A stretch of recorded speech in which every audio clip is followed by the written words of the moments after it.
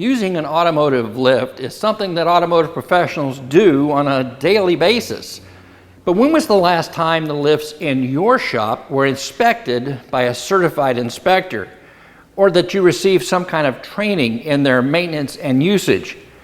Well, today I've got a few tips for you on both topics, and you can put them to use right away. Inspect your lifts daily and have them inspected by a certified inspector annually. Make sure they are free of worn or damaged parts and that all the components are working properly. If repairs are needed, use only factory-approved replacements and do not use the lift until the repairs have been made. Never bypass the safety systems on the lift.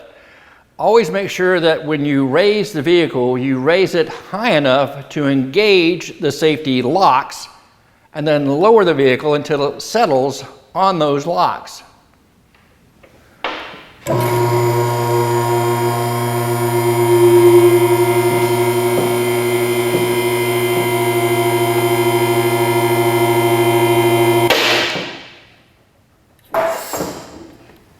Never use the vehicle lift to lift anything it wasn't designed to.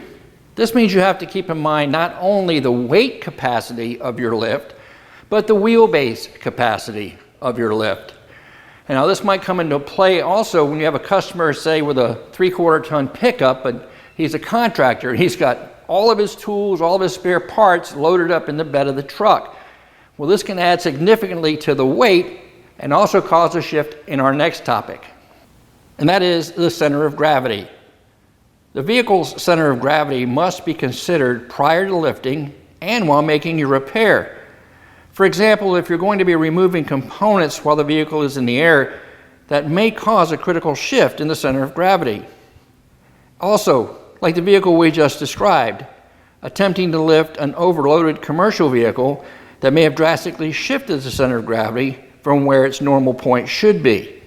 And of course, when you're driving the vehicle either into the lift stall or out of, make sure that there's no obstructions in your way. No people, no tools, and certainly don't drive over the lift arms. Only lift the vehicle using the lift points that are authorized by the manufacturer. You can find this information in your service information system of choice.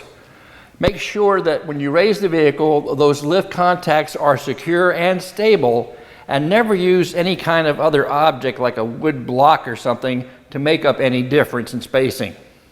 When raising the vehicle, begin by raising it just enough to take the weight off of the wheels and then gently rock the vehicle to ensure it's stable.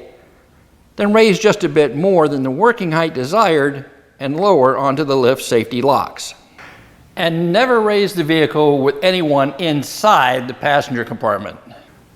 Prior to lowering the vehicle, ensure that the area under and around the vehicle are clear. Then raise the vehicle slightly to take the load off of the locks, release the safety locking mechanism, and lower the lift. Your lift will take care of you as long as you take care of your lift. What that means is inspect it daily, maintain it properly, and use it in accordance with the lift manufacturer's guidelines. Thanks for watching.